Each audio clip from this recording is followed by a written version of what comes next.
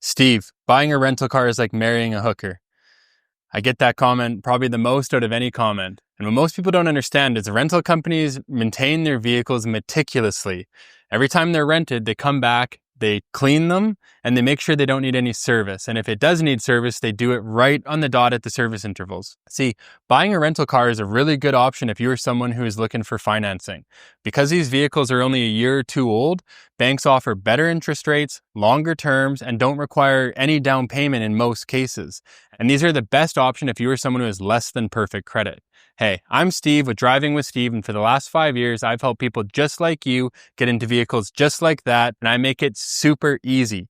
All you have to do, click the link below, answer a couple of quick questions on my online form, and we'll be in touch and show you vehicle options that are in your budget and that you can be pre-approved for.